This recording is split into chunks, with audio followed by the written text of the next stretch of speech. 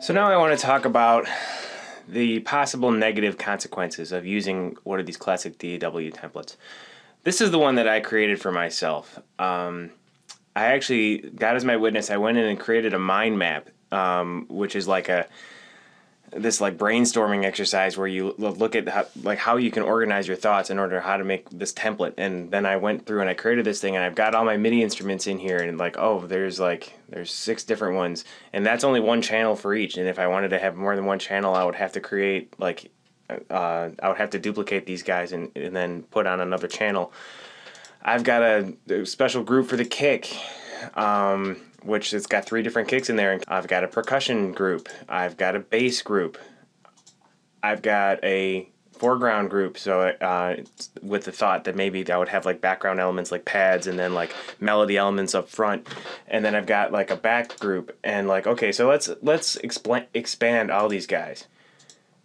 Look at this. I gotta scroll for miles. It's really confusing. Okay, now I'm looking in the arrangement view and look at all these rows.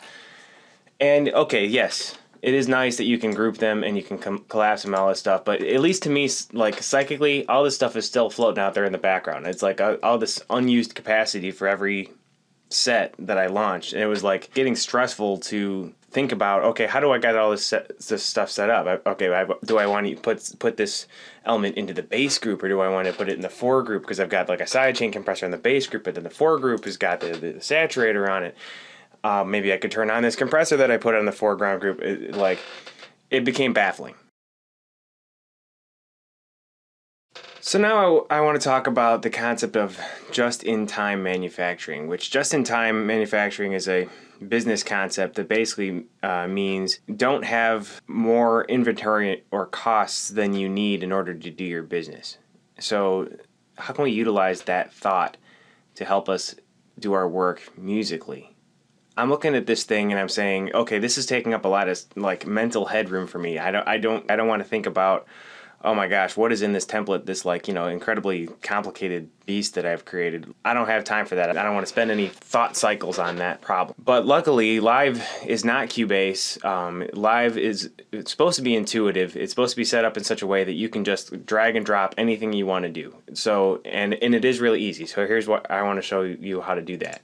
Okay, so first thing I'm going to do is I'm going to go back and I'm going to go blam. I want to get rid of my MIDI instruments, my kick group. I'm going to get rid of my percussion group, my bass group, my foreground group, my background group. I'm going to get rid of my rewired channel, all that stuff. Now I don't even have a MIDI track left. I don't have anything. I'm going to get rid of my stuff that's in my sends. Okay, now I got nothing. Now, say you have an idea and you want to get started.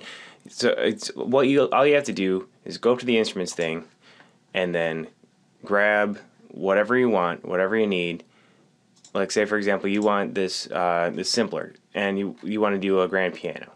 Okay, just pull it out here. You don't have to make a new track for it. You don't have to do anything. It just shows up automatically. It's you even automatically put the record thing on. Okay, that was great. That was easy. Say for example, maybe I also want to bring on some drums. Put that guy on there. I just dragged him into that gray space, and now he's in there too. Great. Easy mode.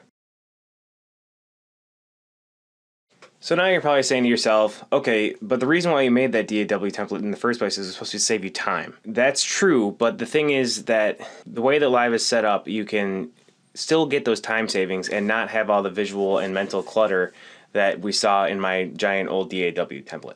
Perfect example is the MIDI instruments. Live has got this concept of external instruments, which I didn't really know why I would use that thing when they introduced it a couple of versions ago. It's right here, external instrument. I'm going to drop that guy right out here in the middle here. Okay, external instrument. MIDI 2, okay, so it looks like I can do this to This happens to be my Dave Smith Evolver, which is a great synth, and I'd recommend it to anybody. Anyway, so now this MIDI track is now pointed at my Dave Smith Evolver.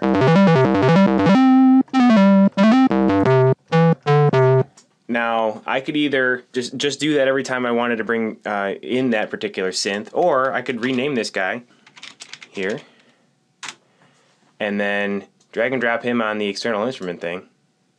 Okay, now he's in there. I'm going to delete this track, and now, okay, here's my idea for my grand piano thing. I want to go...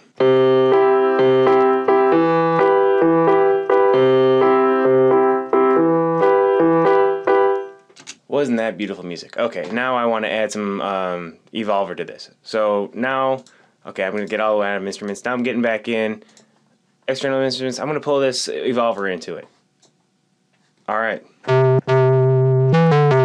That sounds pretty good. Let's try this.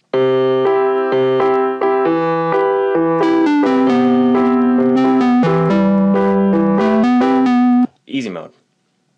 Another example is going to be, okay, now when I talked before about putting good master effects on and making it easy to turn that on and off, I still got these guys out here. I renamed it while the thing was stopped, so don't tell anybody. Anyway, now I can get rid of this guy. I can put him in the audio effect rack thing. And, whoa, they've already got a mastering group even in here. I'll put that right there. Cleanse Master Effects 1. They've already got a bunch of these things in here. I probably didn't even need to even create that thing, because a lot of these are probably just as good as the one that I created. So that's all really handy, but it has features that are even more powerful than that. Like, I'm thinking back to how hard it used to be to manage patches in something like Opcode Galaxy or whatever, and I think that probably the newest versions of Cubase and Logic have got like some nice stuff for this too. But Live has got some nice patch librarian features too. It's just kind of hidden. So I want to show you a good way of using Live as a patch librarian. Okay, so what I've got here is I've got my little square wave guy on my Evolver. It goes. All right, this is a nice little square wave. I'm going to create a new clip on this timeline, and I'm going to call him EV Square Wave. Okay, so that's got a name now. Now it's got these this information here, this subbank and the program. So I'm going to change the subbank here to 4 and the program to 127, just because I happen to know from looking at the synth itself that's how to select this patch that I'm on. Okay, now there's nothing in here. I'm not actually using this guy for a MIDI clip. I just want to show you something that you can also do in addition. So I'm going to go over to the Live library now, and I'm going to go into the presets folder and MIDI instruments. I'm going to create a new folder for my Evolver, and then I'm going to drag this guy right in there. Okay, now I'm going to change my patch, and I'll just make it so you can hear that I changed the patch. Dave Smith Evolver, ladies and gentlemen, I recommend that you look into them. Anyway, so now I'm going to blow away this track completely. Now, anytime I want to get back that square wave synth, all I got to do is drag this clip into the dead area here, and here we are. You got to hit record though. That didn't work. Oh, you got to hit play.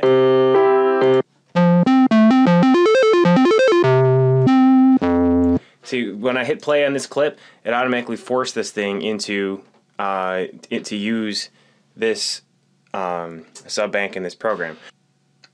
What's also kind of cool on this thing is that other plugins that are on the track, when you make these clips, are also going to be saved alongside of this thing. So if I were to add an arpeggiator to this track, and let's say, for example, I want to make that 16th notes, and I'm going to go up to around 100%. I'll just type that in, 100%. And make him go up 2 steps. So I'm going.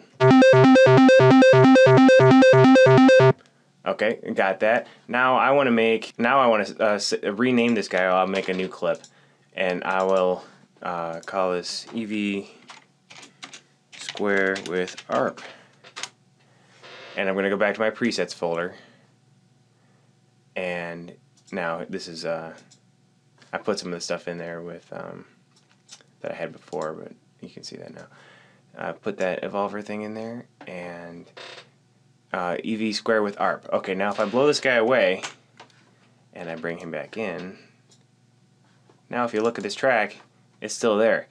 Now, for people who are using soft synths, that's really, really handy, because now what it's got is a patch librarian for entire tracks. You can say, okay, I want to have, I don't know what you kids these days are using. Like if you want to use massive and then your favorite filter, so you can make a wobble bass, and it's got like a, you know, your special LFO settings that you love or whatever, and it's got MIDI mappings.